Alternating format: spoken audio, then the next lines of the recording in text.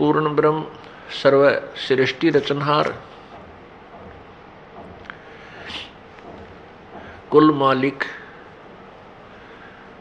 वासुदेव, सर्वगतम ब्रह्म, परम अक्षर ब्रह्म, ये वही परमात्मा है जो बनारस में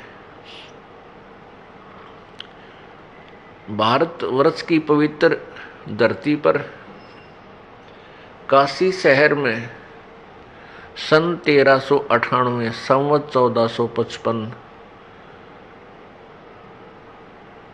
ज्येष्ठ सुदी पूर्णमासी को लहर तारा तालाब में विकसित कमल के फूल पर एक नवजात शिशु रूप धारण करके विराजमान हुए, अपने सतलोक से चलकर आए और वो कबीर नाम से प्रसिद्ध हुए। जुलाहा कबीर, ये वो पूर्ण ब्रह्म है, सर्व सृष्टि रचनहार है। अंगारी बम्भारी, अंगारी माने पाप नाशक, बम्भारी माने बंधनों का शत्रु अर्थात बंदी छोड़। ये वेद प्रमाण देते हैं यजुर्वेद अध्याय नंबर 5 के श्लोक नंबर 32 में, कबीर अंगारी असी बम्भारी असी शवर ज्योति रतधामा असी। रतधामा सवर ज्योति असी। रतधाम का अर्थ होता है सतलोक में रहने वाला, सतलोक वासी, सतलोक का मालिक, सतलोक वाला। सवर ज्योति माने स्वयं प्रकाशित, और अंगारी माने पाप का शत्रु, अरि माने शत्रु, अग माने पाप, और बम्भारी माने बम्भर माने बंधन, अरि माने शत्रु। बंधनों का शत्रु, कर्म के बंधन, पाप काल के बंधन को नाश करने वाला, काटने वाला, काल के बंधनों से छुड़ाने वाला, वो बम्भारी कबीर असी, वो कबीर परमात्मा है। पुण्यात्माओं, हम कोई भी साधना करते हैं, पूजा करते हैं, उसका उद्देश्य यही होता है कि आत्मा का कल्याण हो।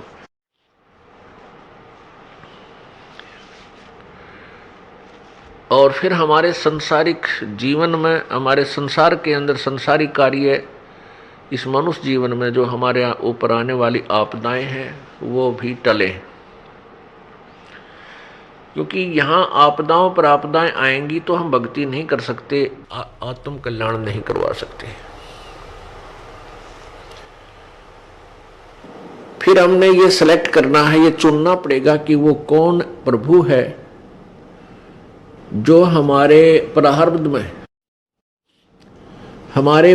में, किस्मत में लिखे हुए संकटों को समाप्त कर सके, नाश कर सके, अक्षमा कर सके। अब कष्ट संकट किस लिए आते हैं, दुख किस लिए आता है और सुख किस कारण से होता है? सर्वविदित है कि सुख पुण्य से होता है और दुख पाप से होता है। तो पुण्यात्माओं, जो हमारे पूर्व जन्म के किए हुए कष्ट हैं, दुख, किए हुए पाप हैं, उनके कारण हम संकटों से घिर जाते हैं। और ये हमें मालूम है कि भगवान संकट मोचन है। उस संकट मोचन से हम फिर अपने संकटों के निवारण के लिए चेष्टा करते हैं। फिर हमें ये भी पता है कि परमात्मा का मार्ग, हमारे संकटों का मोचन जो है संतों द्वारा ही होता है, ईश्वरीय शक्ति से। इसलिए हम संतों की तलाश में फिर चलते हैं। और कुछ दंत कथाएं सुनी होती हैं, कोई मंदिर जाता है, कहते हैं उस मंदिर में जाने से संकट निवारण होता है। कोई किसी मज़ार पर जाता है, किसी पीर की मंडी पर जाता है कि वहाँ जाने से संकट निवारण होते हैं। कोई किसी तालाब, जोहड़ में या दरिया में स्नान करने जाता है कि उसमें स्नान करने से संकट मोचन होता है, कष्ट निवारण होते हैं। इन सभी श्रुतियों से, इन सब सुनी सुनाई बातों से हम अपने संकट के निवारण के लिए प्रयत्नशील रहते हैं। हमें मालूम है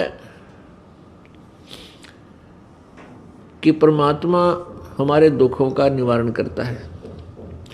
उस उद्देश्य से हम घर से निकलते हैं। जिसको जैसा भी ज्ञान होता है, कोई मंदिर में जाता है, कोई मस्जिद में, कोई गुरुद्वारे में, कोई चर्च में, कोई किसी तीर्थ धाम पर जाता है, कोई किसी तालाब पर स्नानार्थ जाता है और कोई संतों के पास जाता है।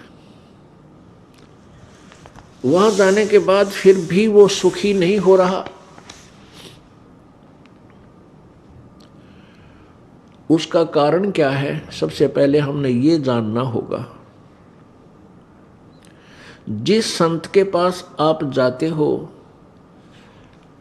वो आपको कोई ना कोई जंतर मंत्र, भक्ति साधना का अवश्य बताता है कि आप ऐसे करो,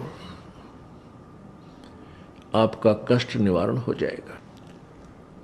तो जो दुखी है, जैसे कोई रोगी वैद्य के पास जाता है, वैद्य उसको जो दवाई देता है, औषधि देता है, वो उसको खाता है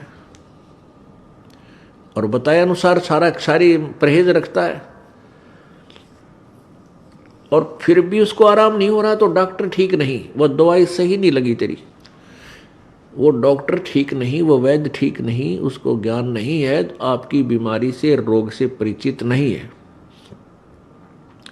तो क्या करते हैं? फिर दूसरे वैद्य के पास जाते हैं,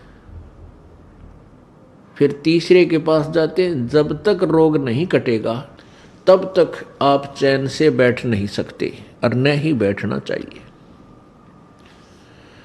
अब कुछ पुण्यात्माएं संतों के पास चले गए, किसी को 2 वर्ष हो गए, किसी को 10 वर्ष, किसी को 20 वर्ष। आपत्तियां ज्यों की त्यों बनी हुई हैं। कुछ पुण्यात्मा केवल परमात्मा प्राप्ति यानी अपना आत्म कल्याण समझकर वहां गए उन संतों के पास कि गुरु बिन मोक्ष नहीं होता। ये भी उनको ज्ञान हुआ कि गुरु अवश्य होना चाहिए, गुरु बिन भक्ति भी नहीं बन सकती। ये भी तथ्य है, सत्य है। लेकिन गुरु पूरा हो, अधूरे गुरुओं से, नीम हकीम वैद्यों से स्वास्थ्य प्राप्त नहीं हो सकता, रोग कट नहीं सकता। इसलिए हम जो पुण्य आत्मा थी वो इन संतों के पास पहुंच गए। लाखों और करोड़ों की संख्या में वहां जन समूह एकत्रित हो गया। अब वहां उनको लाभ नहीं हो रहा। जैसे जब तक जीव के पुण्य, पूर्व जन्म के पुण्य चलते हैं, तब तक वो किसी भी साधना को कर रहा है, किसी भी संत के पास वो गया हुआ है, उसके पूर्व जन्म के पुण्यों से अच्छा लाभ मिल रहा है, वो सुखी है। जैसे किसी का अच्छा कारोबार चल रहा है, घर में संतान बेटा बेटी हो गए, फिर उनकी पढ़ाई अच्छी होगी, उनको अच्छी नौकरियां मिल गई, अच्छे स्थानों पर उनका विवाह संस्कार हो गया, तो वो भक्त उन संतों के पास था, तो उसने ये सोचा कि जो गुरुजी ने मुझे मंत्र दे रखा है इससे मुझे लाभ हुआ। और उसी गुरुजी के पास ऐसे भी व्यक्ति हैं जो दुखी गए थे और उससे भी और दुखी हो गए, वही साधना, वही भक्ति वो कर रहे हैं। क्योंकि उन जिनके सर्व सुख थे, सब कार्य ठीक हुए, उनके पूर्व जन्म के पुण्य उनके साथ थे। और जिनको लाभ पहले ही नहीं था वो और भी चले गए, वहां जाने के बाद और भी दुखी हो गए। तो उनका पुण्य पूर्व जन्म का नहीं था, पाप उन्हें भोगने ही पड़ रहे हैं। तो फिर वो संत उनको क्या कहते हैं? जो दुखी थे और सुख नहीं हुआ उनको कहते हैं कि तुम्हारे प्रारब्ध का जो भोग है ये तो भाई भोगना ही पड़ेगा। भक्ति करो, आगे वाले जीवन में तुम सुखी हो जाओगे। पुण्यात्माओं, जब वो संत ये कह देते हैं कि तुम्हारे प्रारब्ध का जो भोग है वही तुम्हें मिलेगा, तुम्हारे प्रारब्ध में, तुम्हारी किस्मत में पुण्य है तो सुख मिलेगा, पाप है तो दुख मिलेगा ही मिलेगा। इससे सिद्ध हो जाता है कि उस संत के पास कोई भक्ति मार्ग नहीं है, उसके पास वो दवाई औषधि नहीं है, उस परम शक्ति का उससे योग नहीं है जो हमारे प्रारब्ध के पाप को नाश कर सके। और पाप नाश हुए बिना सुख नहीं हो सकता। जैसे किसी के पैर में कांटा लगा हो और कोई किसी के पास जाकर कहता है कि मेरे पैर में पीड़ा है, उसने बता दिया कि तेरे पैर में कांटा लगा हुआ है, गहरा चला गया है, ऊपर दिखाई नहीं दे रहा है, जिस कारण से तुझे पीड़ा है। अब वो व्यक्ति ये कहे कि तेरा कांटा तो निकल नहीं सकता, अब जूता पहन ले, आने वाले आगे तुझे कांटा नहीं लगेगा, फिर से कांटा नहीं लगेगा, जूते पहनो।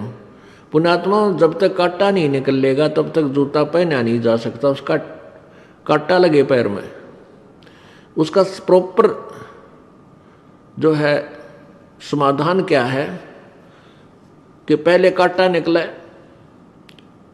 और फिर वो जूता दिया जाए कि आगे जूता मत निकालना, नहीं कांटा फिर लग जाएगा।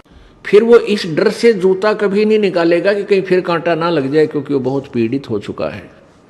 ऐसी जो पुण्यात्माएं यहाँ दुखी होकर आती हैं इस सच्चे दरबार में, कबीर परमात्मा के दरबार में, ये परमेश्वर कबीर जी का हॉस्पिटल है। दास यहाँ उन्होंने एक वैद्य डॉक्टर बना रखा है, आत्मा का उपचार करने वाला। तो पहले आपके प्रारब्ध में जो दुख है वो कष्ट रूपी कांटे को निकाला जाएगा। उस कष्ट रूपी कांटे को निकाल दिया जाएगा, फिर आपकी रुचि बनेगी परमात्मा की साधना करने में, और फिर आपको ऐसा ज्ञान दिया जाएगा कि फिर पाप मत करना, नहीं तो ऐसा ही संकट तेरे ऊपर फिर आ जाएगा, फिर आप कभी पाप नहीं कर सकते, क्योंकि आप पाप के कष्ट से परिचित हो चुके हो।